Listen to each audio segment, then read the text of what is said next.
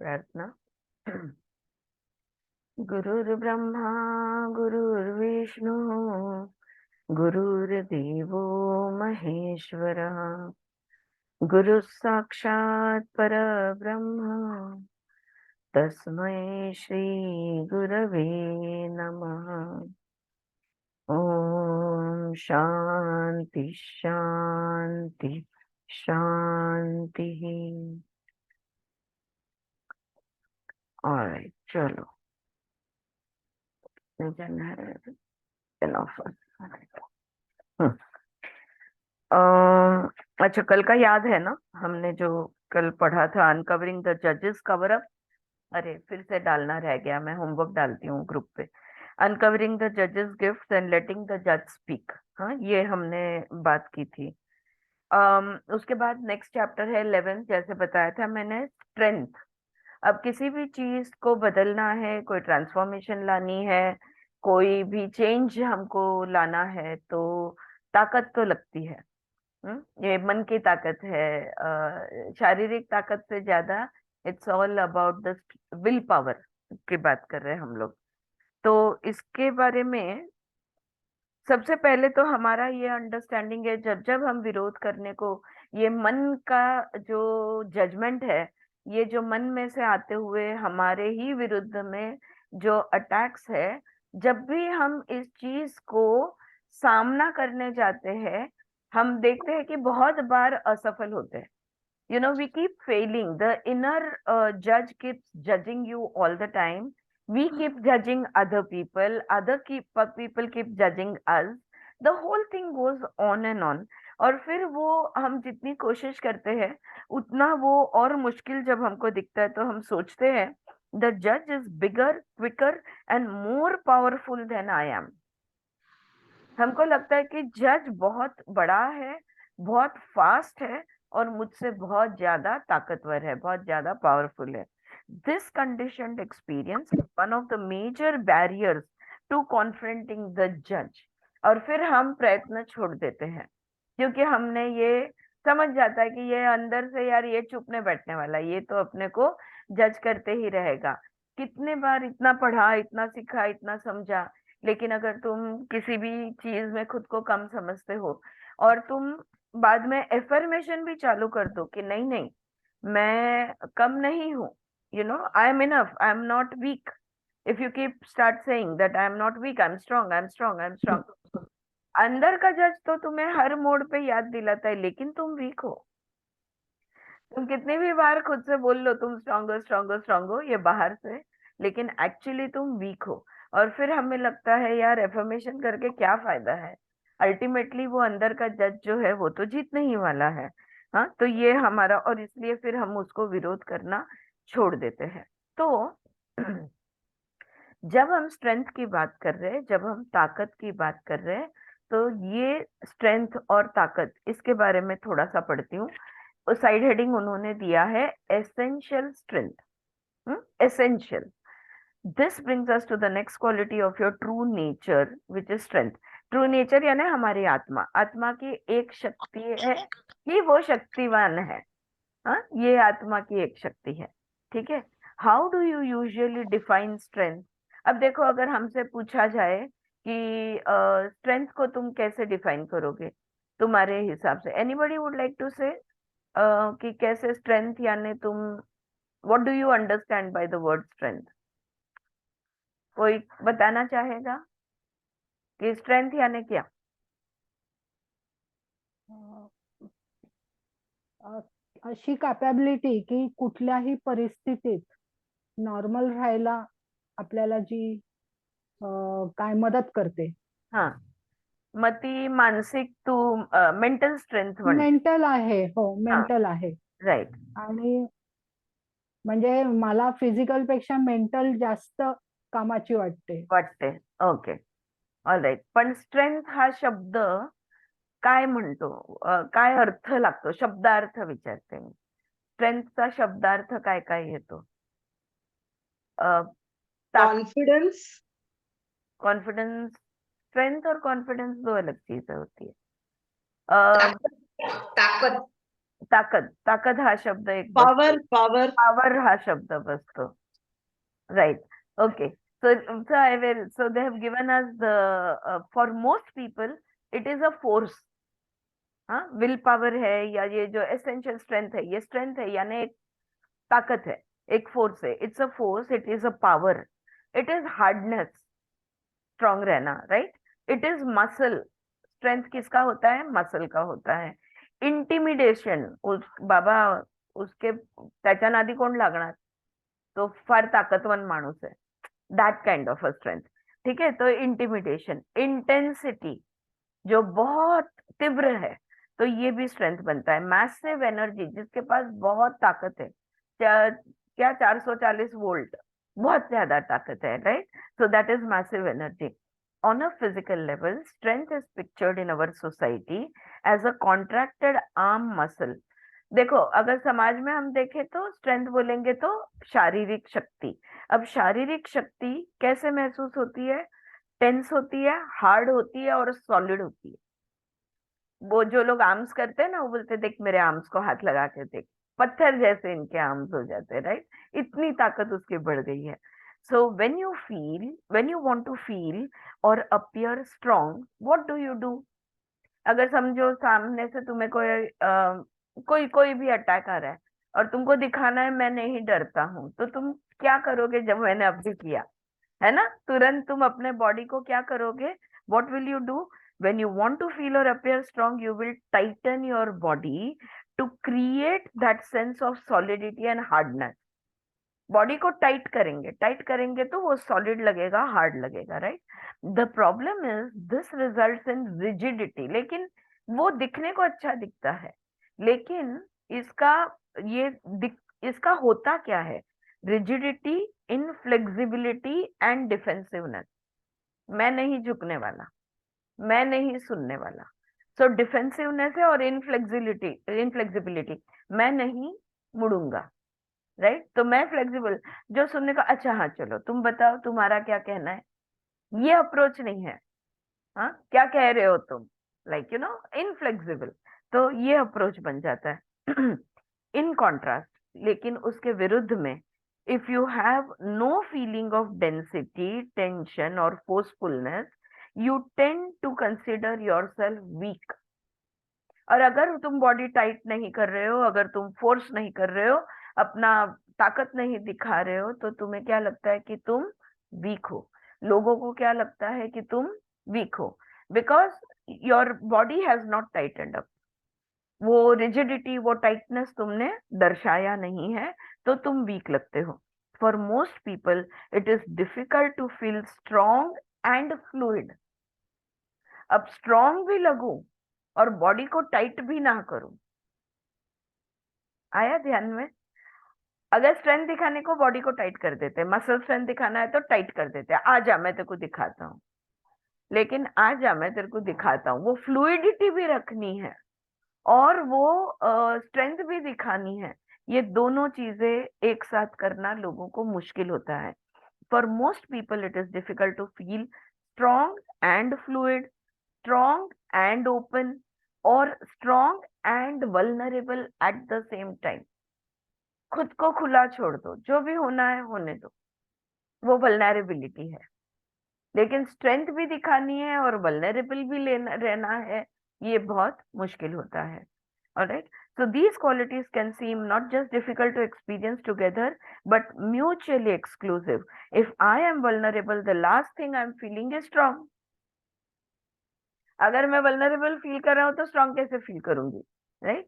As it happens, though, you have learned about strength from the judge, and it operates with nothing but false strength. तो ये अंदर का जज जो है ना, ये झूठा स्ट्रेंथ दिखाता है. यस चारू, आप कुछ कह रही हो? बॉडी में अपने थोड़े दिन इतना स्ट्रेंथ रहता है और थोड़े दिन में एकदम डल डल होते हैं. ऐसा हाँ. क्यों होता है? होता हाँ. है, पर 15 दिन में सब बाकी और समुद्र की कैसे रहती, हाँ, दरिया की, वैसा बॉडी में भी ऐसा ही होता है क्या? होता है. कभी कभी स्ट्रांग बहुत फील होता है, सॉलिडिटी फील होती है, टाइटनेस फील होती है, और कभी कभी जैसे कि लूला पड़ गया हो तो बिल्कुल इनफ्लेक्सिबल होता है. हमारा बॉडी ना चारू जी हमेशा हमारी माइंड की सुनता है. तो mind over the body, it's always mind over body. तो जैसे हमारे विचार, जैसा हमारा मूड, अगर हम कभी कभी हम बहुत रिजिड स्टैंड ले लेते हैं स्पेशली मॉरल इश्यूज पे, कि नहीं नहीं ये तो गलत ही बात है, राइट, ये तो मतलब समाज कभी मान्य नहीं करेगा, ऐसी जो बातें होती है। तो कभी कभी हम हमारे ही बच्चों के या हमारे ही इर्द गिर्द जो लोग हैं इनके बारे में हम बहुत रिजिड हो जाते हैं कि नहीं मुझे कुछ नहीं सुनना, ये गलत है, ये सही है, ये अच्छा है, ये बुरा है, ऑलवेज कैटेगरी में। तो तभी हमारा बॉडी टाइट, आप ऑब्जर्व करना कि आपका मूड, आपका एटीट्यूड, आपका एप्टीट्यूड तभी कैसा है जब आपको टाइट फील होता है, और जब आपको लूज फील होता है तभी आप फ्लेक्सिबल मूड में होती हो। आज ही हो रहा है, आज सुबह से मेरे को अंदर से खुशी फूट रही थी। खुशी फूट रही है, राइट। कभी कभी ऐसा होता है कि मैं इतना डल हो जाती हूँ हाँ कि जी। बस आज जी। सुबह में इनको बोला हाँ। मैंने। जब मैंने भी कहा, जब भी हम खुद को रिलैक्स करते हैं ना, तो अगर शारीरिक लेवल पे बात की जाए तो हमारी जो नाड़ियां है, ये नाड़ियां रिलैक्स होती है, और इसके अंदर से जो प्राण शक्ति का वहन है ये बहुत अच्छी तरह होते रहता है। इसलिए हमारा मन और शरीर दोनों प्रसन्न होता है, इसलिए ये मन में खुशी महसूस होती रहती है। हाँ, because everything is flexible with in you. देखो कभी आपको सबको ये पता होगा कि आप जब छोटे थे तो मम्मी या पापा का मूड देखकर उनको न्यूज दिया करते थे। हाँ। चाहे अच्छी न्यूज हो, चाहे बुरी न्यूज हो, चाहे रिपोर्ट कार्ड हो, चाहे कुछ हो। नहीं नहीं, अभी ये टाइम पे बच्चों को पता होता है कि मम्मी पापा मूड में सुबह में ज्यादा बेटर है बात करना या शाम को बेटर है उनके साथ बात करना, जो भी उनके साथ उनको बताना है वो कब बेटर है। ये तो हमारी टाइटनेस, रिजिडिटी, और हमारी फ्लेक्सिबलनेस, फ्लूइडिटी, ये दोनों हम सब इसमें से जाते हैं। और इन सब का हमें समय, some people are morning people, like in the morning you tell them anything they are always in good mood. Some people are night people, evening people, रात को खाना भी ना खाने के बाद उनको कुछ भी बोलो वो हजम हो जाता है, जो भी बताए उसी चीज को सुबह बताते तो भड़क जाते हैं, उसी बात को शाम को बताते हैं तो they are okay with it, right. ऐसे हम लोग होते हैं कि कभी हम फ्लूइड होते हैं और कभी हम टाइट होते हैं, right. So so then what is, लेकिन ईगो जो स्ट्रेंथ दिखाता है या हमारा जज जो स्ट्रेंथ दिखाता है ये फॉल्स स्ट्रेंथ है, ये मुखवटा है। तो जो सही वाला सत्य जो है, रियल स्ट्रेंथ जो है, ये क्या होता है? True strength is not about being massive and muscular and intimidating. Strength arises out of your very aliveness, the dynamic flow of your soul. ताकत जिंदा दिली से आती है, ताकत शरीर या मन को घट्ट करने से नहीं आती। विल पावर को हम लोग बहुत बार बहुत गलत डेफिनेशन देते हैं, व्याख्या करते हैं इसकी, कि विल पावर यानी स्ट्रेंथ दिखाना, यू नो, टाइटनेस, ऐसा हम इसको बहुत गलत उसका, we feel that you know it is it is out of being rigid about your opinion, that is will power. नहीं, करके ही दिखाऊंगा, करना तो है ही, लेकिन there has to be a fluidity, a flexibility to it. So true strength is not about being massive and muscular and intimidating. Strength arises out of your very aliveness, the dynamic flow of your soul. अगर तुम्हारी आत्मा खुश है तो तब तुम्हारी उसकी आत्मा की शक्ति जागृत होगी।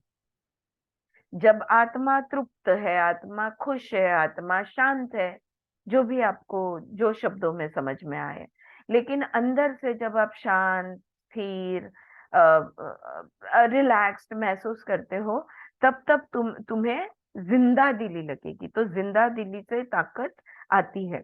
It is an expression of the vital, juicy, dynamic quality of being a living, growing organism.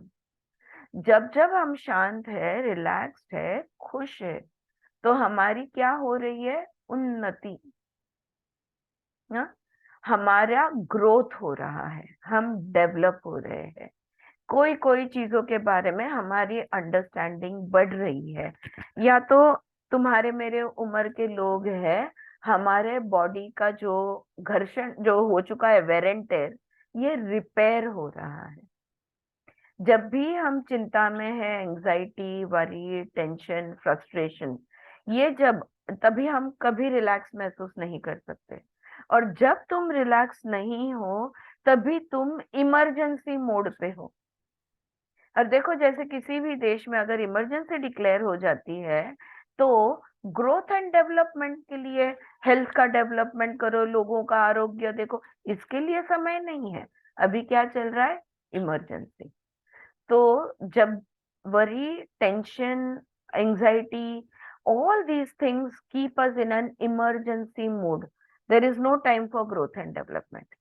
अगर तुम्हारे मन की, तुम्हारे शरीर की तुम उत्पत्ति, उन्नति चाहते हो, तो रिलैक्स होना बहुत जरूरी है। तब जाके उसको रिपेयर का समय मिलता है। अगर उसको टाइट पकड़ोगे, टेंशन में बॉडी हमेशा, मसल्स हमेशा टाइट होते हैं, टाइट पकड़ा तो रिपेयर के लिए टाइम नहीं है। Alright, so it is an expression of the vital, juicy, dynamic quality of being a living, growing organism. It is the sap and the blood of your true nature. It flows through you. ये जो हमारी ताकत है, ये हमारी आत्मा भाव है। आत्मा के जो गुण धर्म है, उसमें से एक गुण धर्म है ताकत, शक्ति। और जब जब हम आत्मा शक्ति से ऑपरेट होते हैं, तो तभी हमें बहुत जिंदा दिली महसूस होती है, तभी हम बहुत फ्रेश महसूस करते हैं खुद को। हमारे से वो बहती है, ये प्राण शक्ति है, ये बहती है, वो हमें it it it flows through you, it feeds you, moves you, awakens your Vitality and expands your horizon. हाँ, कभी किसी को देखा है तुमने, ओ मैं कितनी खुश हूँ बोलते हुए? नहीं, अरे यार आज बहुत खुश हूँ। There is happiness, joy is always expansive. When you are relaxing, देखो अगर तुम आराम कुर्सी में बैठते हो, तो कैसे बैठते हो? चेयर के एज पे बैठते हो? नहीं, ऐसे बैठते हो। This is expansion. Your heart is expanded, your hands are expanded, your mind is expanded. So relaxation will always bring a expansion. Whenever you are relaxed, you are in Atma Shakti. That is when the strength of your soul is available, if you want to use it. तो relax रहेंगे तो आत्मा शक्ति जागृत होगी, आत्मा शक्ति जागृत होगी तो तुम फ्लेक्सिबली, आराम से, सहजता से जिंदगी से बहलोगे। You will flow. That is what they are saying here. So real strength, ये सेंटेंस बहुत इंपॉर्टेंट है। Real strength gives you a sense of capacity more than power. ताकत नहीं महसूस होती है। हाँ, जो फॉल्स स्ट्रेंथ है ना, ये ताकत महसूस, जज का स्ट्रेंथ जो है, ये ताकत महसूस कराता है, लेकिन यहाँ पे ताकत नहीं महसूस होती, आत्मा शक्ति से क्षमता महसूस होती है। ताकत और क्षमता बहुत फर्क है। क्षमता इज कैपेसिटी, ताकत is power. You are not bothered about the power. Your capacity improves. Your capacity increases. So the strength of the soul is your capacity which has increased. All right. So a sense of initiative more than brute force. मैं कुछ भी करूंगी, मैं दुनिया से लड़ लूंगी, मैं दीवार पे सर मारूंगी, मैं आसमान छीन के या पता नहीं समुद्र पार कर, whatever, that is all brute force. We are not talking about. The Atma Shakti is not that force which you hit on the wall. Okay, so this Atma Shakti, it is more about a sense of initiative. मैं कुछ भी कर सकती हूँ, कर सकता हूँ, ये हो गया इनिशिएटिव। हाँ, मैं कर सकती हूँ, मेरे पास, मैं, इट इज पॉसिबल, ये मेरी मुझ में वो क्षमता है, ये बोलेगी आत्म शक्ति। और वो जज की जो झूठी शक्ति है, वो क्या कहेगा? तोड़ डालो, फोड़ डालो, मार दो, ढक लो, करके दिखाओ, काय म्हणतो आपण ते मोडीन पण वाकणार नाही, that kind of a rigidity. So that is what comes from, that is the judge's strength. Okay, so you feel you can do anything, but you feel no pressure to have to do anything. बहुत अच्छा sentence है. तुम्हें ये महसूस होता है कि तुम कुछ भी कर सकते हो, लेकिन वो करना जरूरी है, अभी ही करना है, नहीं, वो महसूस नहीं होता. तुम्हें कोई जल्दबाजी नहीं है, कर सकते हो, ये शक्ति महसूस होती है, करने की कोई जल्दबाजी नहीं है. Okay, you feel you can do anything, but you feel no pressure to have to do anything. नहीं नहीं, अभी के अभी मुझे कुछ ना कुछ करना होगा, उठना होगा, जाना होगा, दौड़ना होगा. नहीं नहीं, है मेरे में वो क्षमता, मैं चली जाऊंगी, लेकिन जल्दी क्या है, right? So with true strength you feel you have the courage to open yourself up to life and all its possibilities. ये जो आत्मा शक्ति है ना, ये आत्मा शक्ति कहती है कि जिंदगी का सामना, जिंदगी में जो भी सामने आएगा, झेल लेंगे, देख लेंगे, कर लेंगे. वो ताकत महसूस होती है, वो क्या बोलते हैं, you can feel that capacity, वो क्षमता महसूस होती है. हाँ, वीक नहीं फील होता बिल्कुल भी, कहीं भी. सो with true strength you feel you have the courage to open yourself up to life and all its possibilities. You are willing to take risks, be seen, go for what you want. You experience your mind as bright and intense and your vision as sharp and clear. There is no hesitation, no hanging back, no ambivalence. कैसा महसूस होता है जब आत्मशक्ति जागृत होती है? तो तुम रिस्क लेने से बिल्कुल नहीं इतराते, तुम दिखने से बिल्कुल नहीं घबराते, और तुम जो चाहते हो उस वो प्राप्त करने के लिए तुम निकल पड़ते हो. लेकिन वो जाते वक्त तुम्हारी मन की अवस्था क्या होती है? 100% क्लियर, मन में कोई शंका नहीं, बिल्कुल क्लैरिटी ऑफ माइंड के साथ तुम चलते हो, और तीव्रता होती है, और तुम्हारी दृष्टि साफ सुथरी होती है. मतलब धोई हुई आंखें नहीं बोल रही हूं मैं, मन की दृष्टि, जो दृष्टिकोण जिसको जहां से होता है, तो वो जो दृष्टि, आंखों की आंखें, या this is what the Upanishad will say, केनो उपनिषद. आंखों की आंखें कौन है? हाँ, कानों के कान कौन है? So those are the questions handled in that Keno Upanishad. कौन कौन है? So this is you're very clear. Your vision is very clear. You know exactly what you want. You know how you are going to get it, and you just go about doing it. And therefore there is no rush, no pressure. हाँ, कोई जल्दी नहीं है, कोई pressure नहीं है, कोई घाई गड़बड़ नहीं है, right? So sharp and clear, there is no hesitation. कोई बिल्कुल हिचकिचाहट के बगैर, कोई दुविधा के बगैर तुम सीधे सीधे जो चाहते हो वो प्राप्त करने निकल जाते हो. ये होती है आत्मशक्ति. When this strength flows through you, जब ये आत्मशक्ति हम में से बहती है, it is expensive and full of life. ये विस्तारित होती है, इट इज बहती है पूरा एक्सपैंड होके, और जिंदगी से भरी हुई होती है, एक जिंदा दिली उसमें होती है. बट इट इज ऑल्सो जिंदा दिली है, विस्तारित है, लेकिन फिर भी it is also very precise and appropriate to what is needed. फिर भी एग्जैक्ट जिस दिशा में, जहां पे जो करना है, वो बिल्कुल जो करने की जरूरत है वो तुम करते चले जाओगे. ऐसा नहीं है कि वो विस्तारित है इसलिए दिशाहीन है, नहीं, दिशा बिल्कुल तय है.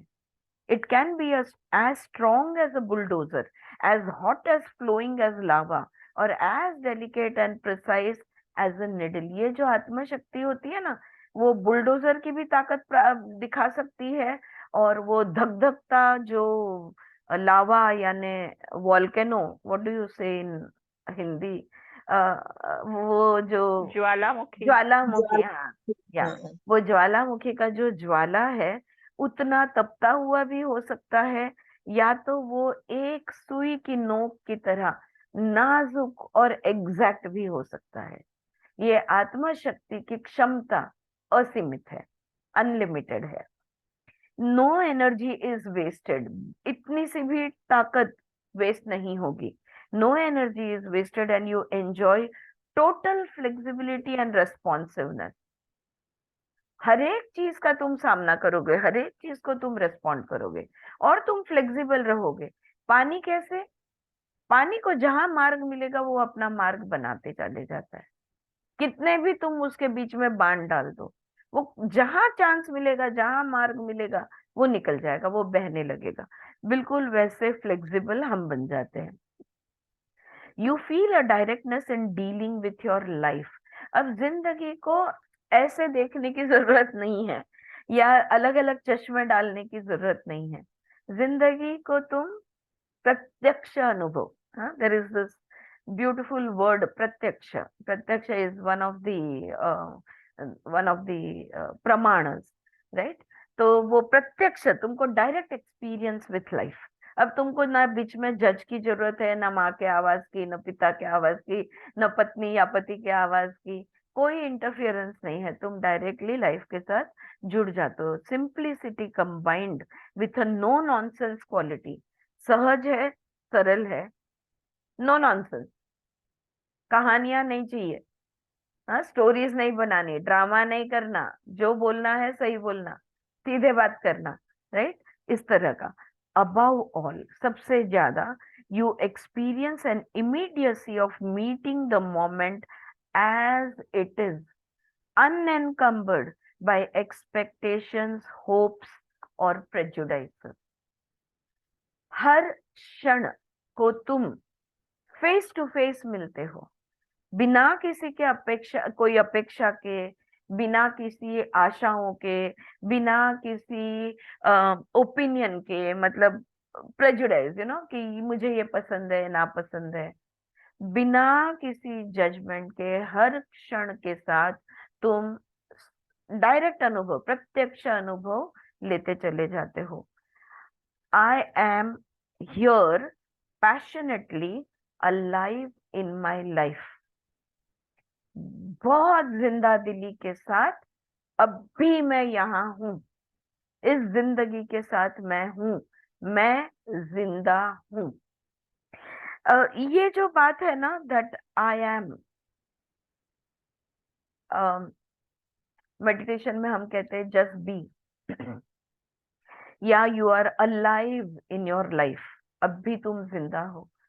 ये बहुत कम हम रुक कर, अभी सजगता जैसे जैसे बढ़ रही है, आई एम श्योर आप लोग में से और सब लोग ये करते होंगे कि एहसास करना कि तुम जिंदा हो, अपने ही जिंदा होने का एहसास बहुत अलग अनुभव है।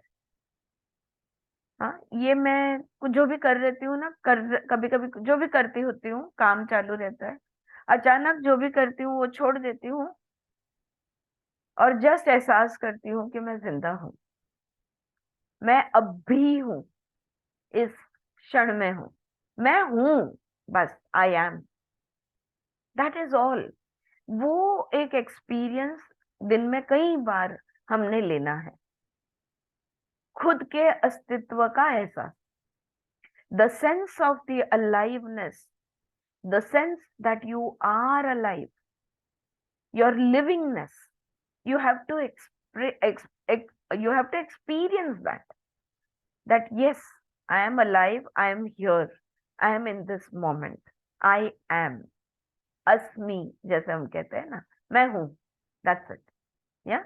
so ये जितनी बार रुककर खुद के अस्तित्व का एहसास तुम लोगे, अगर तुमने तय कर लिया कि हर घंटे मैं लूंगा, अलार्म लगा दो एक एक घंटे का, हाँ, आवरली अलार्म, और महसूस करो, आप देखो आपकी आत्मिक शक्ति कैसे बढ़ते चली जाएगी। हर घंटे जो भी कर रहे हो रुक जाओ, और मैं हूं, मेरी सांस चालू है, I am breathing, I am here in the now, I just am, इसका एहसास ले लो। हाँ, बहुत बहुत अच्छी चीज है ये। Alright, okay. तो ये एसेंशियल स्ट्रेंथ के बारे में यहाँ पे किसी को कुछ सवाल? Any question? It's clear, strength we are talking about, we are talking about the strength of the self, of the soul, of the consciousness. या तो अभी मैं थोड़ा कुछ पार्ट स्किप कर रही हूँ और थोड़ा और 2-3 सेंटेंसेस है वो पढ़ लेती हूँ। You become aligned with your own truth and access the strength to voice it. तो जब हम आत्म शक्ति के पास साथ होते हैं, जब हम आत्मिक शक्ति में होते हैं, when we are in the strength of the soul, what happens, we are aligned with our own truth। मैं हूं, ये मेरा सत्य है और मेरे सत्य के साथ, मेरे सत्य के साथ मैं एक रूप हो जाती हूँ उस क्षण में। And access the strength to voice it. और सिर्फ मैं एक रूप नहीं होती, वो ताकत भी है कि मैं बोल सकती हूँ मैं हूं। या अगर किसी का ध्यान नहीं तो हम क्या पूछते हैं, हेलो मैं तुमसे बात कर रही हूँ, कहाँ हो तुम? हाँ, पूछते हैं ना, कहाँ हो तुम? That question itself says that you know they were not here, they were somewhere else, but not here, not now, not in this moment, right? So you access the strength to voice it, but anger speaks out of। और लेकिन थोड़ा ये anger versus strength के बारे में, तुम्हारा सत्य तुम बोल रहे हो, लेकिन अगर तुम गुस्से से बोल रहे हो, जैसे कल उन्होंने हमें एक्सरसाइज करने को लगाया कि जो खुद को डांट रहे हो ना अपने दिमाग में, तो वही डांट जोरों से डांटो और उसी टोन में डांटो। लाइक अगर समझो मैं डांट रही हूँ खुद को, तुम इतनी वीक क्यों हो, तुम्हें ताकत नहीं क्या दिखानी आती, तो ये ही इसी टोन में, इसी वॉल्यूम में, इसी आवाज में जब मैं जोर से बार बार बार बार बोलते जाती हूँ, और बोलते जाना है और फिर एहसास करना है कि शरीर में क्या महसूस होता है, मन में क्या महसूस होता है। सो anger, it speaks out of frustration and focuses on the frustrating obstacle। When angry, you are seldom aware, you are seldom aware of yourself, you are intent on influencing the situation। जब भी हमें गुस्सा होता है तो हम खुद की सजगता हमारी निकल जाती है। जब जब हमें गुस्सा आता है हम खुद की सजगता निकल जाती है, और जो सिचुएशन है वो सिचुएशन को चेंज करने की कोशिश, यानी गुस्सा, ये तुमने यहाँ क्यों रखा, मुझे बिल्कुल पसंद नहीं है, वो उठाते भी हो, डांट भी रहे हो, चिल्ला भी रहे हो। Yeah, you are trying to change the situation, influence the situation, and at the same time you are also expressing you are finding faults, blames चल रहा है यहाँ पे। When angry, you are seldom aware of yourself, you are intent on influencing the situation, your mind is obsessed with the story of how you were wronged, so the strength that is activated seems less important than the need to be heard and felt। तुमने मुझे अगर बोला कि तुम्हारी गलती हो गई, और मुझे लगता है कि मेरी गलती नहीं हुई है, मेरा उसमें कोई कसूर नहीं है, ये अगर मेरा ईगो पे अगर मैं ले लेती हूँ तो मैं चिल्लाने लगूंगी। ऑलराइट, क्यों? वो क्या गलती है या वो जो क्या सिचुएशन है उस पे से मेरा फोकस हट गया, मुझे तुमने गलत कहा। जो बात है वो बात से तुम हट गए और कहाँ पे आ गए, ईगो पे। मुझे तुमने गलत कहा तो तुम तुरंत चिल्लाने लगोगे, you will start shouting, your mind is obsessed with the story and then you will story with the story of how you were wrong, so the strength that is activated seems less important than the need to be heard and felt। तुम अब भी मेरी बात सुनो, रुको रुको यहाँ पे, मुझे सुनो, मैं जो बोल रही हूँ, तुम मुझे इस तरह बोल नहीं सकते, तुम मुझे गलत समझ नहीं सकते, मेरी कोई गलती नहीं है। What will you do, you will start shouting, you want to be heard, you want to be felt, that is more important than I am feeling angry. You are not going to stop and say, become aware of your anger and say, I am feeling angry। जब तुम awareness में नहीं हो तो तुम्हारा सारा focus है कि तुम्हारी बात सुनी जाए। फॉर दिस रीजन, इसलिए एंगर इज द कॉक in the bottle of true strength. तो गुस्सा जो है ना, वो आत्म शक्ति की कबूच है। ऑलराइट, तो जो उड़ता है, हाँ, जब भी कुछ घटना हो जाती है। Anger calls upon your vital liveness and gives you access to its power. Okay, ये एंगर वर्सेस स्ट्रेंथ में बेसिकली वो बात कर रहे हैं कि गुस्सा ये भी एक शक्ति है। और मेरे ख्याल से हमने ऑलरेडी ये एग्जाम्पल लिया है, दोबारा लूंगी कि बहुत गुस्सा आता है तो पूरा घर साफ हो जाता है। सही बात है, ये हमारा सबका अनुभव है कि गुस्से ही गुस्से में हम बहुत काम कर लेते हैं। तो गुस्से की अपनी एक ताकत है, लेकिन वो ताकत, मुझे सुनो, मुझे महसूस करो, ये बोलने में हम खर्च कर देते हैं। वो अगर हमने खर्च नहीं किया तो इस ताकत का, गुस्से की ताकत का हम सही इस्तेमाल कर सकते हैं। हाँ, but anger is like an atom bomb. Einstein didn't create the atom bomb so that half the world could be destroyed or Hiroshima Nagasaki could happen. Atomic energy का जो इन्वेंशन था, डिस्कवरी था, जो भी बोलना है आपको, ये दुनिया को और इंसानों को मारने के लिए, नष्ट, डिस्ट्रक्शन के लिए नहीं था।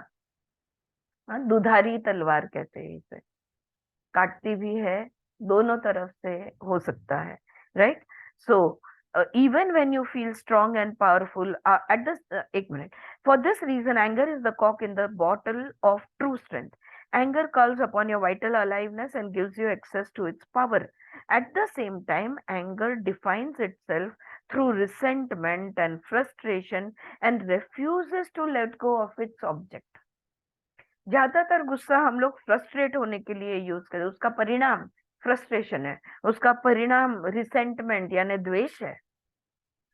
So even when you feel strong and powerful after a burst of anger, इतनी ताकत आती है गुस्सा जब हमको आता है तभी, कि हमारे स्नायु उस ताकत को झेल नहीं सकते और हम कांपने लगते हैं। सही है बात? हाँ, अब देखो गुस्से को, तुम्हारा शरीर कांप रहा है गुस्से से, तो ये ताकत है गुस्से की, उतनी एनर्जी रिलीज हो गई है। ये रिलीज होने के बाद अब क्या करना है? The tendency is to dwell on your own success and rightness and not simply experience your juicy bright fullness. इतनी शक्ति है मेरे में, उसका आनंद लेना, सजगता आना, आनंद लेना, वो रह जाता है बाजू में, और अपना ही दुख, दर्द और वो जो भी कुछ फ्रस्ट्रेशन है, इसको एक्सप्रेस करने में वो गुस्से की ताकत हम इस्तेमाल कर डालते हैं। But anger can be a doorway to strength. लेकिन यही गुस्सा हमें आत्मशक्ति के द्वार खोल सकता है। The challenge is to focus on the bodily sensations generated by the anger. तो चैलेंज क्या है कि जब गुस्सा आता है तब शरीर में जो शक्ति रिलीज हुई है, जो ताकत छुटी है, उसको महसूस करना। Okay, focus on the bodily sensations generated by the anger, यानी क्या? Feel the energy of anger itself, वो जो गुस्से की ताकत है उसको महसूस करना। And don't focus on what you are angry about. जो भी वजह से तुम्हें गुस्सा आया है, वो वजह बाद में भी देखी जाएगी। गुस्से के वजह से शरीर के अंदर जो शक्ति तैयार हुई है, जो शक्ति छुटी हुई है, इसको महसूस करना, ये चैलेंज है। अगर रुक के तुम अपने ही गुस्से की शक्ति को महसूस करोगे तो पता चलेगा हाउ इट फील्स।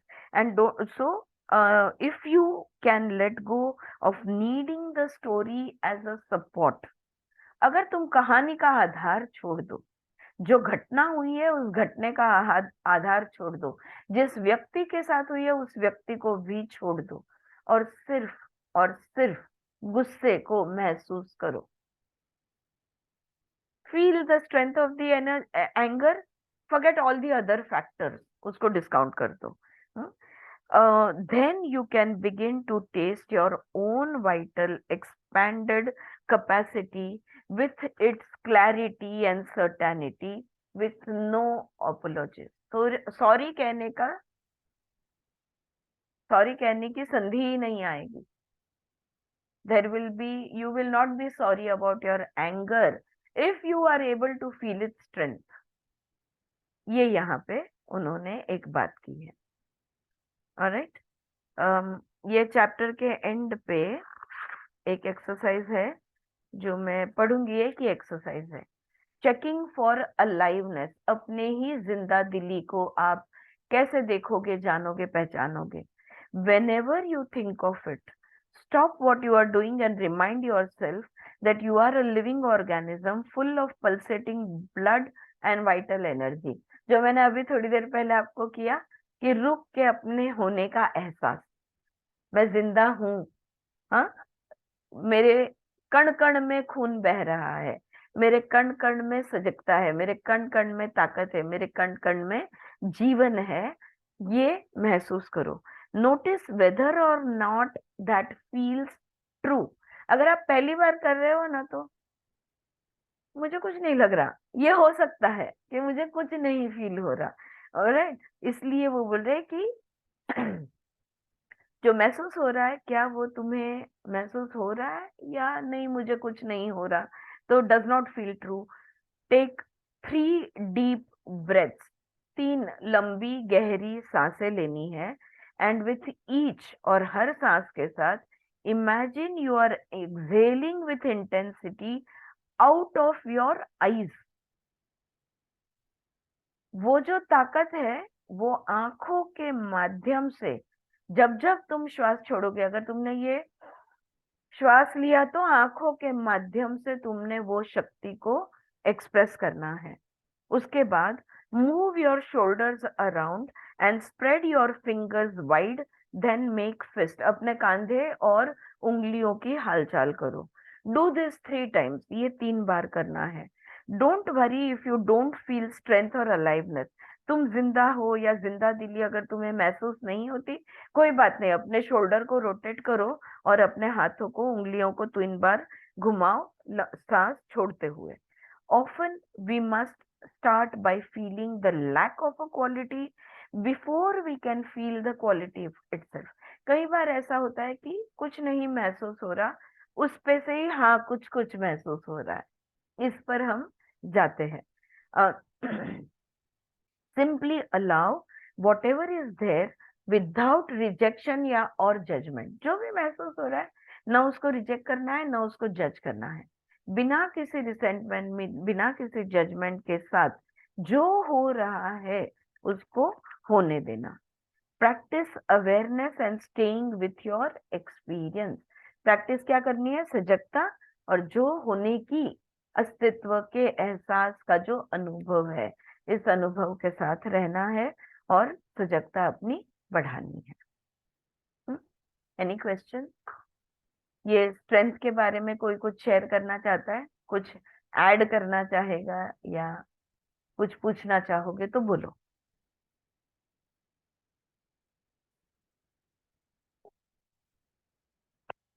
सोच रहे हो? आरती बेन, जब भी स्ट्रेंथ रहता है ना तो डर नहीं रहता है किसी भी जात का. हाँ, बिलकुल. आणि आज असं हाँ शोल्डर असे मागे केले की खूप बरं वाटतं. हाँ, लगेच ताकद, म्हणजे असं मग लगेच. आता त्याचा अजून एक अर्थ कळाला की स्ट्रेंथ वाढल्यासारखी वाटते असं. येस, आणि विस्तारितपणा म्हणजे एक्सपॅन्शन जाणवतं. कारण आपलं चेस्ट एक्सपॅन्ड होतात, लंग्स एक्सपॅन्ड होतात, सगळे एक्सपॅन्ड होतात, तर एक्सपॅन्शन जाणवतं. Very true. ही आत्मिक ताकद है. I want to add this. या जब अगर हम मेंटली स्ट्रांग रहेंगे तो हमारी फिजिकल स्ट्रेंथ जो है वो बढ़ जाती है. हाँ हाँ, माइंड पावर.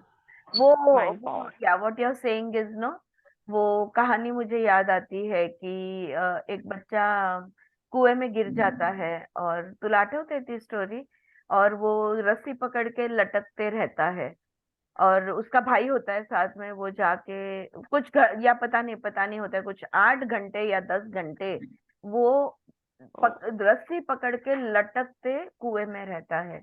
और कहानी ऐसी है, थोड़ी कुछ अलग होगी, लेकिन जब मॉरल ऑफ द स्टोरी ये थी कि ये ताकत आई कहाँ से।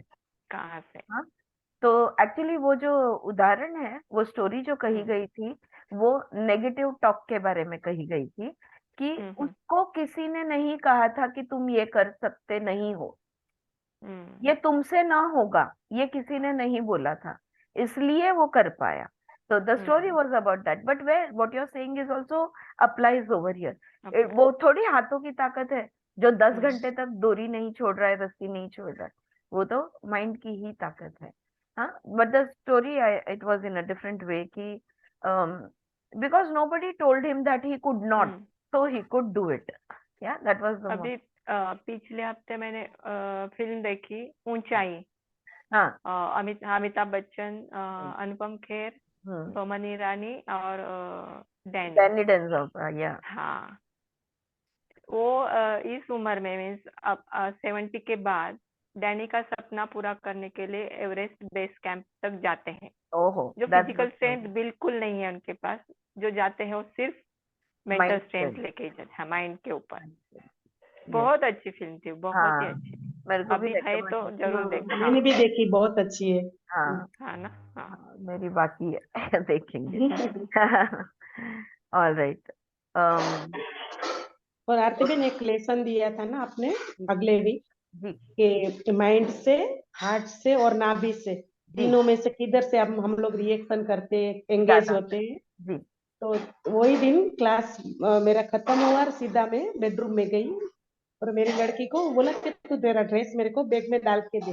उसने बैग में डाला ना, तो उसका बेल्ट बाहर के साइड था।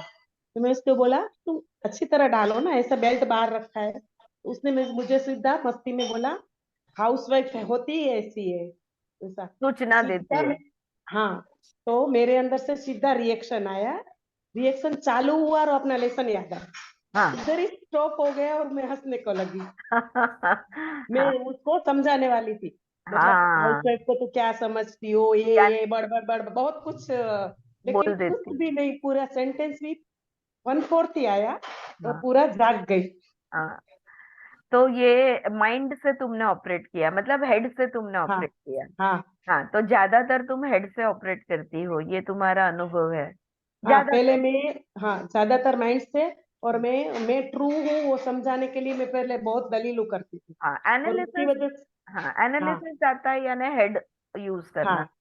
और तो फिर अब बहुत ताकत लगती थी, थक जाती थी। अभी तो पूरा मतलब साधना करते करते और अपना ये रीडिंग ग्रुप की वजह से इतना अवेयरनेस आया कि बस कुछ फर्क नहीं पड़ता है, इतना फ्रीडम और हंसने को आता है और जी एनर्जी कितना फील होता है, मतलब yes. कुछ नहीं था, क्या दलीलें कर रहे थे। सच बात है, सच बात है। मतलब वो लेसन, और अभी अभी का लेसन नहीं मालूम है, कल का हाँ आपने बोला ना हाँ, वो मैं डालती हूँ, ग्रुप पे डालती हूँ, वो सारे 3-4 चैप्टर्स के बाकी है। हाँ, सब एक साथ डालती हूँ। ऑलराइट, अभी नेक्स्ट चैप्टर पे हम जाते हैं। चैप्टर 12 है कि वाई जज इसका नाम है। तो उन्होंने एक केस स्टडी दिया है, लेकिन मैं जो मुद्दे हैं वो मुद्दे ही सिर्फ पढ़ूंगी। ये जो एक जोएना नाम की औरत है, she had been having with a जज, वो अपने जज के साथ वो लड़ झग, मतलब जज उसका अंदर का उसको बहुत सता रहा था। जब वो सेशन के लिए आई, तो वो है मैटरनिटी वार्ड में की, वो नर्स है, और वो एक डिलीवरी कंडक्ट कर रही थी, और वो डिलीवरी कंडक्ट करने का उसने वो डिफिकल्ट, कुछ तो भी प्रॉब्लम आ गया, वो डिफिकल्ट सिचुएशन कुछ तो भी डेवलप हो गई, और वो बिल्कुल जो जो चीज करनी चाहिए, जो एक्शन लेना चाहिए, वो लेने ही जा रही थी, तभी उतने में उसकी सीनियर आ गई, और सीनियर ने आते ही उसको देखा, और उसको बोला, अरे बाप रे, ये क्या हो रहा है, क्यों हो रहा है, चलो हटो बाजू में। और ये जो खुद एक्शन लेने वाली थी, वही एक्शन सीनियर ने लिया, राइट। इसको ढकेल दिया बाजू में, इसको तुम बाजू हट जाओ, ये क्या, इतना प्रॉब्लम हो गया। तो वो वही एक्शन उसने लिया, डांट दिया, ये सहम गई, और सहमी सहमी साइड में हो गई। Okay, so she was scolded by her senior and she was pushed aside and she just mood quietly, और उसको बहुत, मैं यही तो, तुमने जो किया वही तो मैं करने जाने वाली थी। ये उसको मन में बहुत बुरा लगा कि मैं राइट एक्शन ही ले रही थी, लेकिन उसको साइड में पुश किया गया और उसको बहुत बुरा लगा। उस अवस्था में वो सेशन के लिए यहाँ पे आई है। कोणाचं चालू आहे? हाँ, वैशाली, तुझं बॅकग्राऊंड मधनं साऊंड येतोय। हाँ, तो वो तो ऐसा हो गया उसके साथ। ओके, उस so she was the nurses helping her had, they felt as if things were in a crisis and that Joanna was not doing enough, so वो हो गया। this woman, ये जो औरत जो डॉक्टर आई थी, वो कैसी थी देखो, जिसने उसको बाजू में हटा दिया और खुद करने लग गई। this woman was very aggressive and immediately took the birthing out of Joanne's hands, continuing to cut the mother while saying Joanne wasn't working fast enough. अरे जल्दी जल्दी कर क्यों नहीं रहे? Within 2 minutes, the baby was out. Joanne had withdrawn into the background and felt somewhat ashamed of herself. कोई गलती नहीं थी उसकी, कुछ भी नहीं था। उसने राह देखी कि भाई इमरजेंसी अगर वक्त आ गया तो कर देंगे, वरना नेचुरली जो हो रहा है वो होने दो। तो उसको उसको बहुत सहम गई वो। ओके, ये उसके साथ हुई थी बात। अब जब जोएन ये बता रही थी, या तो ये जब सेशन ये सब बता रही थी वो, तो जोएन को याद आया, she recalled that she felt fine when the doctor first arrived. तो वो डॉक्टर जब पहले आई तभी वो ओके थी। Okay, and asked a few questions, और कुछ सवाल पूछने लगी, फिर भी वो ओके थी। But she felt pushed aside, ignored and invisible once the doctor took over. She felt small and helpless as well. तो वो डॉक्टर ने जब टेक ओवर किया तो वो पीछे उसको हटा दिया, तो कैसा महसूस हुआ, ऐसा उसको पूछा गया।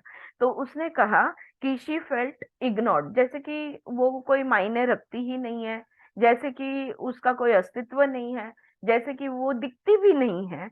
उसको बहुत छोटा, उसने अपने आप को बहुत छोटा और हेल्पलेस महसूस किया। अब देखो, फिर यहाँ पे इन्होंने पूछा, I asked if this was a familiar feeling. क्या ऐसे पहले भी आपको कभी महसूस हुआ है, ये जो छोटा महसूस होना, जैसे कि तुम कुछ हो ही नहीं, ये एहसास आपको क्या पहले भी कभी हुआ है? She said, yes, I felt that a lot as a child with my father. मेरे पिता के साथ मैं हमेशा ऐसा महसूस करती थी। The only thing my father cared about was work, and the only thing I ever did with him was work around the house. But he was controlling, wanted things done right, and he was very impatient with everyone. Each time he would tell me to do something, he almost never showed me how. I would begin, he would take over and finish the task. I never got to finish anything and never got to feel as if I could learn anything myself or trust my own capacities to accomplish things.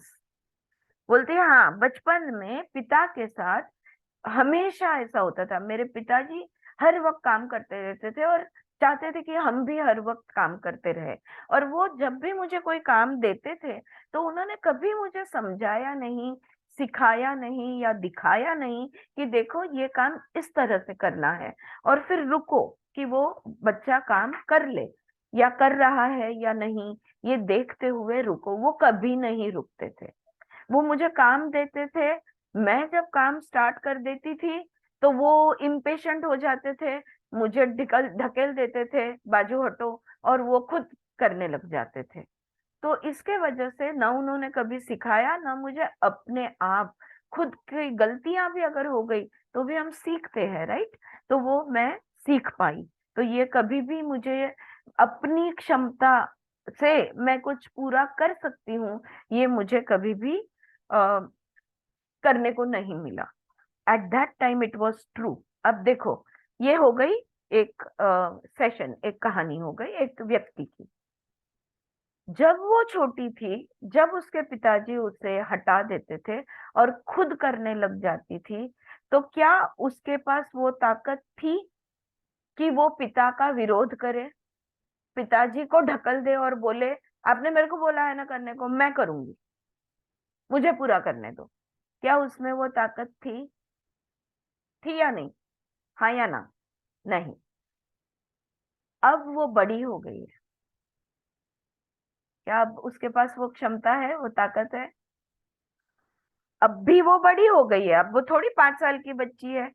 वो जो भी doctor आई थी और वो जो भी है, वो दोनों पढ़े लिखे, दोनों इक्वल लेवल पे है। अब वो बड़ी हो गई है, अब वो कह सकती थी कि भाई आप रुको, मैं कर रही हूँ, I know what I am doing, wait please let me finish. ये कह सकती है, हाँ या ना? Yes or no? कह सकती है. Okay. So at that time, it was true that she didn't know how to do certain things, but she was never given the chance to learn.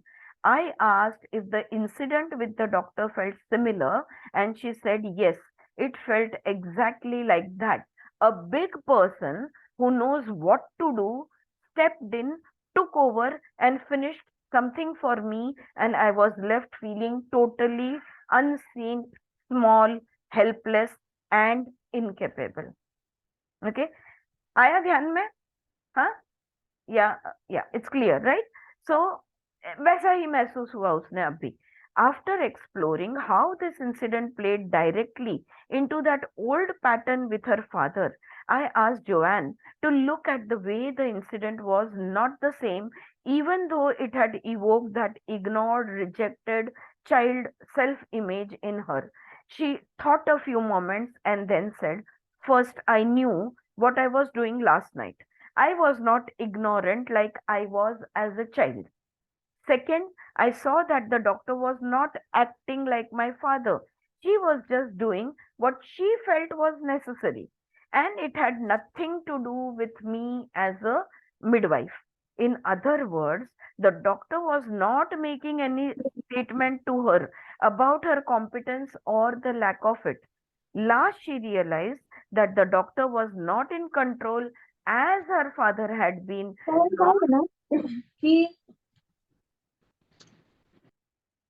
as her father had been, nor was she voiceless as she had been with her father. She could actually have told the doctor that she was doing fine if she wanted to. आए points सब ध्यान में? Right, कि मैं जब छोटी बच्ची थी तब मुझे आता नहीं था, तो पिताजी को मैं ओवर रूल नहीं कर सकती थी, लेकिन डॉक्टर के साथ, और वो अच्छा डॉक्टर के साथ तो मैं उनको कह सकती थी कि भाई रुको, मैं जानती हूँ मैं क्या कर रही हूँ, मैं ये करूंगी. राइट. दूसरा, वो डॉक्टर पिताजी की तरह उसको रोकने की कोशिश नहीं कर रही थी, उसको जो सही लग रहा था वो कर रही थी. पर्सनली लेने की जरूरत नहीं है, लेकिन जो एहसास हुआ जब उसको पीछे हटना पड़ा, और जब उसे एहसास छोटा महसूस हुआ, तो वो बचपन में चली गई. जैसे बचपन में जब वो छोटी थी जो फील हो रहा था वो फीलिंग्स, लेकिन पिताजी उसको पर्सनली करते थे, ये डॉक्टर उसको पर्सनली कुछ नहीं कर रही है. So that she could take as on a personal level, that you are not allowing me to learn, you are not letting me do it, everything you want to take over and do it on your own. ये वो पिताजी को कह नहीं सकती थी, लेकिन अब अगर वो चाहती तो वो डॉक्टर को कह के खुद अपना काम कंटिन्यू कर सकती थी. तो ये जब उसके ध्यान में आता है, these insights helped Joanne to let go of the sense of experiencing herself as a child in this incident. अब वो बड़ी हो गई है, लेकिन एहसास फिर भी वो बचपन का है, वो छोटी सी बच्ची का है. छोटी बच्ची नहीं है, वो बड़ी हो गई है, ये एहसास उसको हुआ. And allowed her to see more of the truth of what had occurred. वो डॉक्टर ने कोई उसको नीचे दिखाने की कोशिश नहीं की थी, वो डॉक्टर ने कोई उसके ऊपर जबरदस्ती नहीं की थी या बुरा दिखाने की कोशिश नहीं की थी. उसको जो लगा वो इमरजेंसी उसने उसकी तरह से हैंडल की. ठीक है, तो ये जब सब बातें, तो चित्र क्लियर दिखता है. वो डॉक्टर को मेरे अगेंस्ट उसको जेलसी है और वो बदला लेना चाहती है, रिवेंज की भावना है, ऐसा कुछ भी नहीं है। ये उसको ध्यान में आ गया। The two attacks, for not being aggressive enough and for not recognizing the obvious, turned out to be the doorways to understanding much more about her experience and would undoubtedly affect her awareness and functioning in the future. आगे जाके वो personal level पे नहीं रहेगी। अब मैं बड़ी हो गई हूँ, ये एहसास, अब वो बचपन की भावनाओं में खेलते रहने की मुझे जरूरत नहीं है, ये एहसास अब उसको अगली बार उसको वो she will take a stand for her self. Alright, तो अभी ये जो नेक्स्ट साइड हेडिंग है, living out your parents desire. हमारे माता पिता की कोई इच्छाएं होती है, उनकी इच्छाएं पूर्ण करने के लिए हमको सबको ये फेमिलियर है ना, पिताजी चाहते थे कि मैं डॉक्टर बनूं। मेरे अभी फिलहाल इन दिस मोमेंट जो दो बेस्ट डॉक्टर्स है, एक मेल है एक फीमेल है, जिनको मैं बहुत मानती हूँ अभी, दोनों ने अपनी कहानियां जब मुझसे शेयर की, दोनों बोले, दोनों का सेम है, हम कभी डॉक्टर होना नहीं, they are the best doctors that I know today. हाँ, अतुल मी मगाशी सांगत होते ना, सुचित्रा ते आणि शीतल ढिकले दोघे पण, और दोनों यही कहते हैं कि पिताजी चाहते थे हम डॉक्टर बने इसलिए हम डॉक्टर बने। So this is, so we all know, you know, कि parents' desires. So I will just read. As you have recognized, your judge arose in the environment of your family, particularly your mother and your father, or whoever else may have been around if neither of them were present. You could not help but take their actions and words as representatives of how life is. So you internalized their statements and attitudes as a part of your environment, most notably as the जज। जब तुम छोटे थे, तुम्हारी देखरेख करने वाला जो भी कुछ हो, कोई हो, माता पिता या और कोई होने दो, तो जो देखरेख करते थे, तो तुम्हें ज्ञान नहीं था और वो बड़े थे, वो ज्ञानी थे, तो वो जो कुछ बोलते थे वो सब तुमने आत्मसात किया। अब आत्मसात करने के बाद आज तुम्हें लगता है कि ये तुम्हारी मान्यता है, जबकि वो बिलीफ सिस्टम तुम्हारी है ही नहीं, वो तुमने अपने माता पिता या अपने पालक से उधार ली है, कैरी फॉरवर्ड की है, कंटिन्यूड रखी है। Alright, so you could not help but take their actions and words as representatives of how life is. So you internalize their statements and attitudes as a part of your inner environment, most notably as the judge.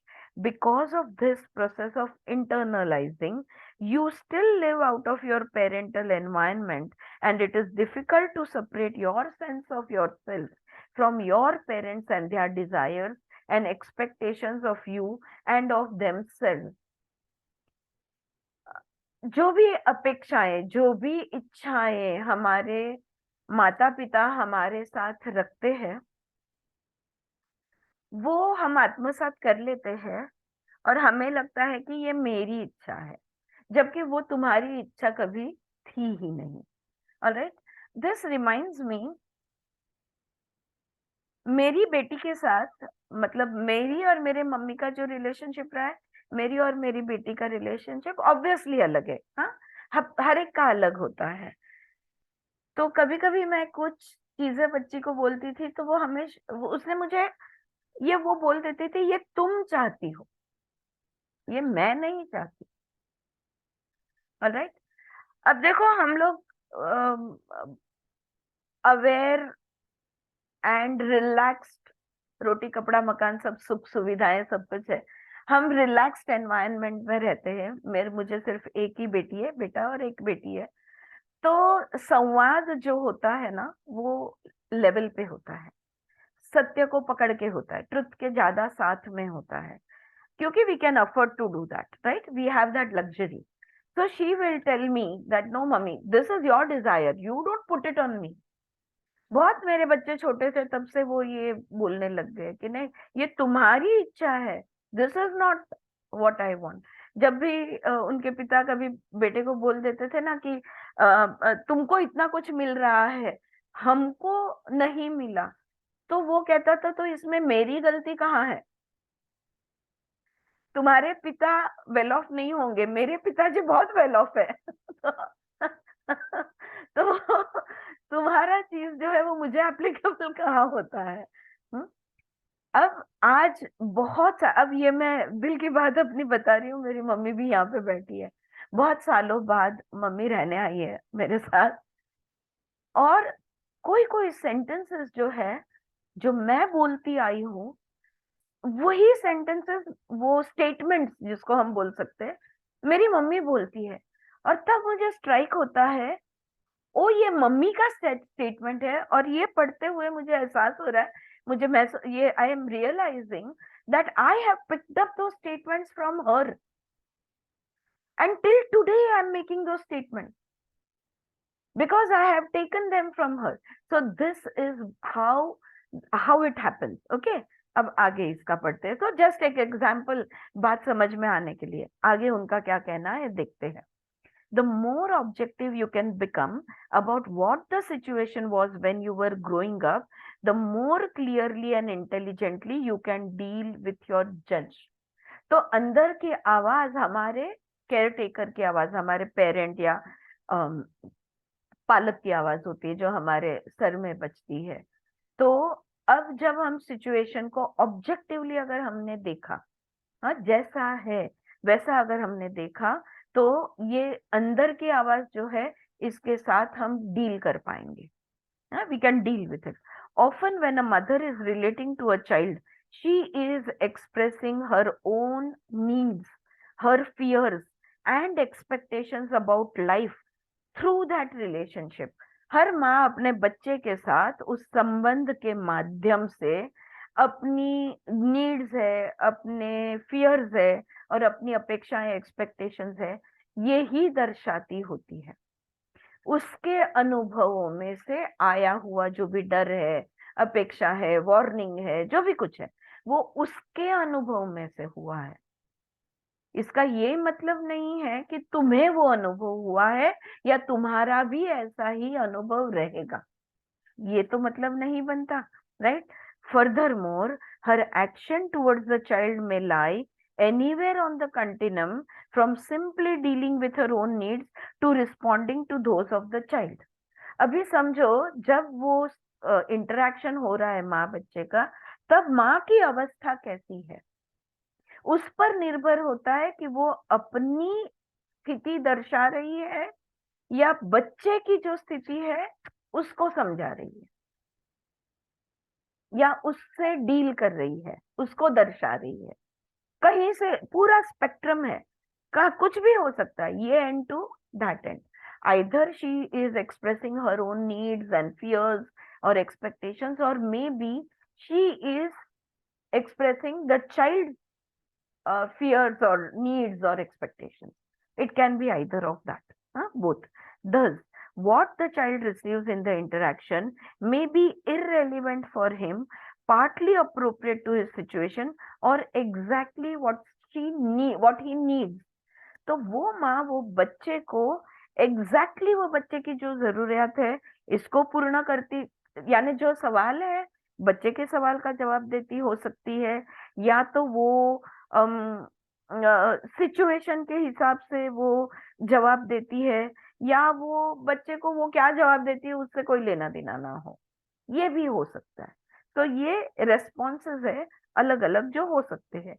Unfortunately the child is unlikely to be able to tell the difference, and though he feels the pain of irrelevance or inappropriateness in the parent's behavior, he will inevitably attribute it to his own failing.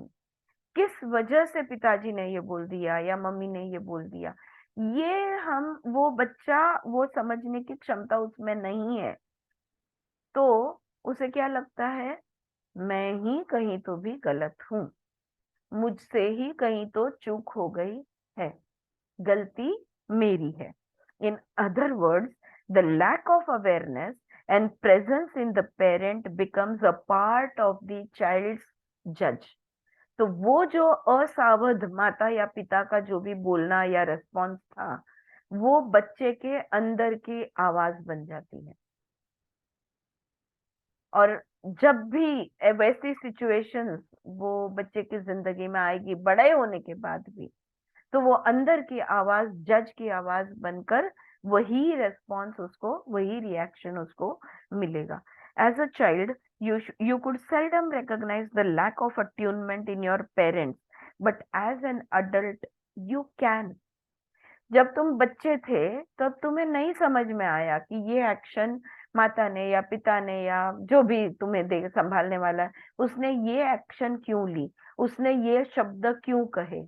लेकिन अब तो तुम बड़े हो गए हो, तुम उस सिचुएशन को दोबारा देख सकते हो, याद कर सकते हो, उस स्मृति को में फिर से जा सकते हो और उसको अलग नजरिए से देख सकते हो।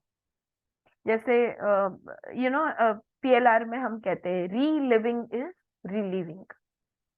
जब तुम उसी चीज को, उसी घटनाक्रम को बाहर से देखो, ऊपर से देखो, उसका नजरिया अलग नजरिए से देखो, तो बहुत सारी चीजें जो तुम्हें पहले ध्यान में नहीं आई थी, जिसके वजह से तुमको दुख हो रहा था, वो अब नहीं होगा, क्योंकि अब तुम्हें बाकी के भी जो फैक्टर्स थे उनका रोल भी ध्यान में आ जाएगा।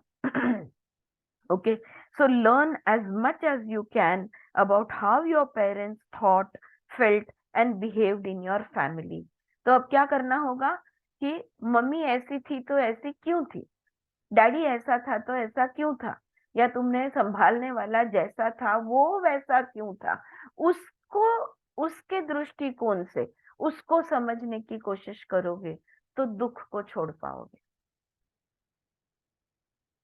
उनकी क्या मजबूरी थी, उनकी क्या तकलीफें थी, उनके क्या सिचुएशंस थे, ये अगर उस सिचुएशन से जब हम देखेंगे, जैसे मैंने कहा कि नजरिया बदल के देखेंगे, तो हम दुख से बाहर निकल पाएंगे। So as you come to recognize what your parents wanted and expected from you, you can compare this to what you yourself needed as a child and assess how they did not match up. तुम क्या चाहते थे और वो क्या चाहते थे, इसमें का जो भेद है, ये भेद को तुम समझ सकते हो। This will help you understand what you did and didn't get in the way of help and support. Why you responded the way you did. क्यों तुम्हें जहाँ पे से तुम आधार, जहाँ पे तुम आश्रय लेना चाहते थे वो आश्रय तुम्हें नहीं मिला, वो आधार तुम्हें नहीं मिला, ये जब तुम देखोगे, या मिला या नहीं मिला, जो में से जो भी कुछ है, और तुमने वैसा व्यवहार क्यों किया या तुम कैसे रिएक्ट किए, so how did you match up to it, how did you respond to it. As you do this, you can question your internalized conscience to determine how it affects you and whether it supports you.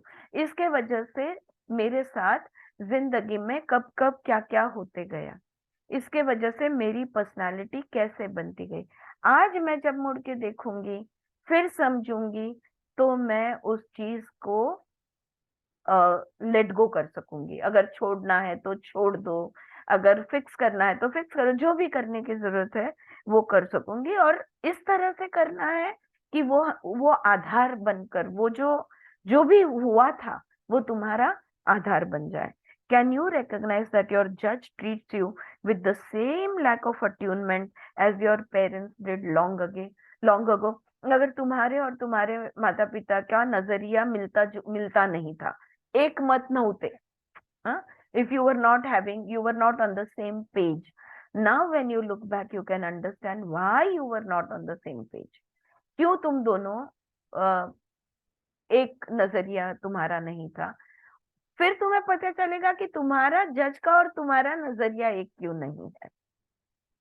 हाँ, तो जज और तुम दोनों में ये जो तफावत है, ये जो डिफरेंसेस है, ये डिफरेंसेस कौन से है, क्यों है, कैसे है, ये अगर बच्चा पेरेंट चाइल्ड रिलेशनशिप को देखा जाए, अगर पीछे जाके देखो तो ध्यान में आ जाएगा। ओके, और फिर तुम वो जज को समझ पाओगे और समझ के उसको, उसका सुनोगे। Like I said, listen but don't obey, do the right thing. Obey तो करोगे तो वो ईगो हो गया वहां पे, right, you do the right thing. Right, So that is the most important point over here that we need to understand. I'm going to skip the rest of the pages. Yes, I'm going to skip the rest of it जहाँ पे और detail दिया गया है, और I will directly read the exercise. हाँ, ये chapter 12 का एक्सरसाइज मैं तुम्हें बता दूं.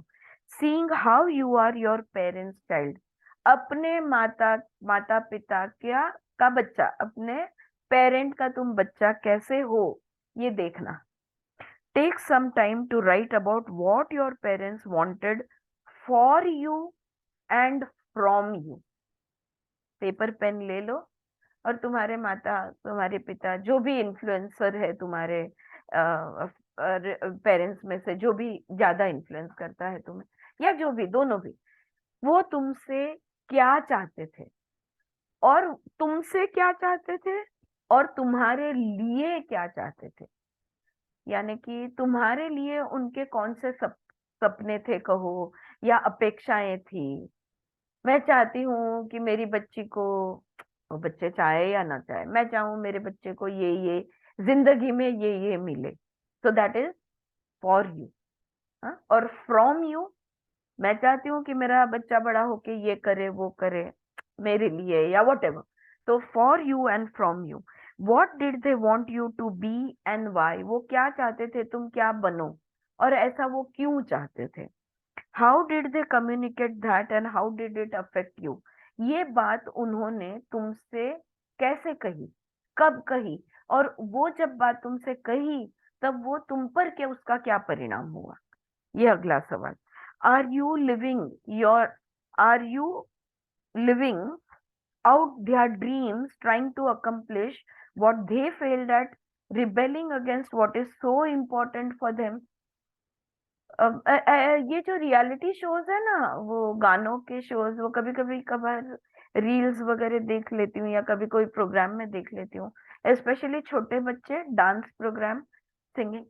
मेरे पिताजी का सपना है, मेरे डैडी गाते हैं, मेरी माँ गाती है ना सुचित्रा, और वो, लेकिन उनको नेम फेम प्लेटफॉर्म नहीं मिला, तो उनके लिए ये प्लेटफॉर्म पे मैं खड़ा हूँ. उस बच्चे को कोई जाके पूछे क्या तुम सच में ये करना चाहते हो, I'm sure it is not easy how much hard work that child must be having to make to be able to sing at that level or dance at that level, and how much sacrifice. खेल कूद नहीं जाना, ये नहीं खाना, वो नहीं पीना, यहाँ से नहीं, ये नहीं करना, वो नहीं, कितना कुछ सैक्रिफाइस, राइट. तो सपने किसके हैं. तो तुम्हारे साथ जो तुम बने हो, जैसे मैंने कहा कि वो डॉक्टर कभी नहीं बनना चाहते थे, तो तुम जो, वो पिताजी चाहते थे कि वो डॉक्टर बने, तो वो जो, and I told them, this time I told both of them that तुम्हारे पिताजी ने सही चाहा, बिकॉज तुमसे एक्सीलेंट डॉक्टर्स मैं किसी को जानती नहीं हूँ, तो उन्होंने सही कहा, कुछ तो सही किया. तो अभी तक वो गुस्सा मत पकड़ो कि पिताजी के वजह से हुआ. See, just an understanding. Take a different perspective so that you can let go of that pain.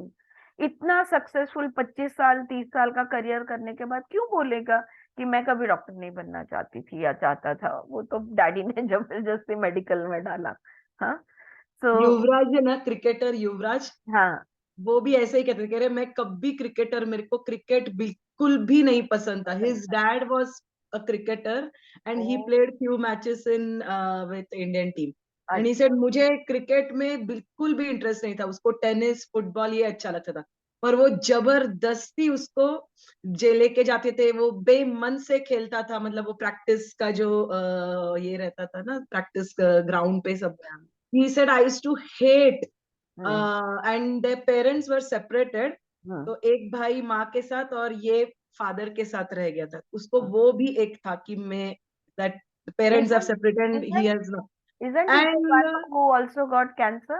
Yes, and he was the man of the series in World Cup. And he उसकी वजह से ही जीते ना वो, and Dhoni of course was the last hitter, but the entire match तो उसी ने खींच के निकाला था. बिल्कुल, लेकिन परफॉर्मेंस कर सकते हैं, जैसे ये लोग अच्छे डॉक्टर बने, वो अच्छा क्रिकेट वैसे बना, लेकिन उसकी इच्छा नहीं थी, तो वो कहीं तो भी वो जो अनचाहा वो जो है not willingness, that went and settle down somewhere in the body, हाँ which later करेक्ट। will तो come up as उसका a जब भी cancer. इंटरव्यू चल रहा था तो Anupam Kher was taking his कि now when you are so much successful and हाँ, you are what such a मतलब इतना अच्छा क्रिकेटर बन गए तुम, कह रहे ठीक है बन तो गया मैं, पर मैं कभी ये बनना नहीं चाहता। नहीं चाहता था.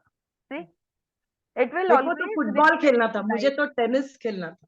हाँ, it will always reflect in life what you want and what your parents want, right? So how are your parents' child? कहाँ कहाँ तुम्हें लगता है मैं तो बिल्कुल मम्मी जैसी हूँ, बिल्कुल पापा जैसी हूँ, ये कहाँ पे तुम्हें लगता है? How are you your parents child? तो ये सब लिख के निकालना है, ये पहला एक्सरसाइज.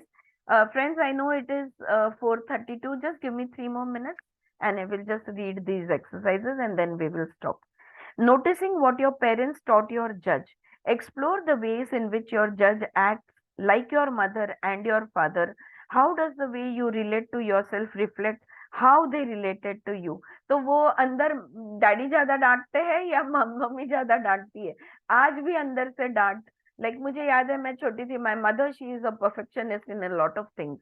तो वो रोटी बनाते हुए ना मैं आटा गिराती थी, तो उसका हमेशा ये डायलॉग हुआ करता था, इतना आटा तू गिरा रही है रोटी बेलते वक्त, उसमें से एक पूरी रोटी बनेगी. आज भी रोज रोटी वक्त बेलते वक्त उसका वो मेरे सर में बजता है. How do you relate? तो सवाल, अगर मैंने एक एग्जाम्पल के तौर पे ये दिया है, अगर ऐसा कोई है statement, how does the way you relate to your self reflect how they related to you. तो उनका वो जो नाता है, उस नाता को समझने की कोशिश है. तीसरी एक्सरसाइज है making room for what's excluded. Make a list of parts of you that you feel must be kept hidden, not spoken about or not given any attention. This may include emotions like hatred, selfishness, or jealousy, behaviors like farting or masturbation, fantasies like killing your partner or voting libertarian, parts of your body like the penis or clitoris or any other part of you, such as your soul, your liveliness, or your curiosity. Be aware of any parts that you may not want to know about yourself. How is it to write these things down and consider them as a part of you? तुम्हारे अंदर शरीर, मन, भावनाएं, इसमें से कौन सी चीजें हैं जो तुम दुनिया को नहीं दिखाना चाहते, किसी को नहीं दिखाना चाहते? कोई शर्म है, कोई लज्जा है, कोई भी है कि जो किसी को पता ना चले ऐसा तुम्हें लगता है, तो वो लिखकर निकालना है. और वो तुम्हारा एक भाग, अविभाज्य भाग कैसे बन गया, इसको देखने की कोशिश करनी है. Last exercise, questioning self improvement. Make a list of all the ways you are involved in self-improvement, including diet, exercise program, reading, studying, classes, workshops, even meditation or other spiritual practices. खुद को सुधारने के लिए तुम क्या क्या करते हो, इसकी लिस्ट बनानी है. How much are these activities based on an effort to make yourself better? What standards do you use to determine if you are getting better? खुद को बेहतर बनाने की कोशिशें कहाँ कहाँ पर है, इसकी लिस्ट बनाओ. उसके लिए तुम्हें कितनी मेहनत करनी पड़ती है ये भी देखो. और बेहतर होने के लिए कोई तो भी तोल माप होगा ना, स्टैंडर्ड होगा. तो कौन से स्टैंडर्ड के साथ तुम उसको कंपेयर करते हो? हाँ, अगर मैं 1 घंटा मेडिटेशन कर पाऊं तो सही रहेगा. 1 घंटा ही क्यों, 1 घंटा 1 मिनट क्यों नहीं? राइट. तो कौन किसके साथ कंपैरिजन या कंपटीशन कहीं पे है कि इसको बेहतर कहते हैं और इस स्टैंडर्ड तक मुझे पहुंचना है. ये जो बात है इसको भी ऑब्जर्व करना है. ऑलराइट फ्रेंड्स, ये सारे एक्सरसाइजेस में यहाँ पे ये चैप्टर खत्म होता है. Tomorrow we will go on to the next chapter and all these exercises I will put it on WhatsApp group. Please उसे पढ़ो, प्लीज करने की कोशिश करो, और जो भी तुम्हारा एक्सपीरियंस होता है उसको शेयर कर सके तो शेयर भी करो. Alright, thank you very much.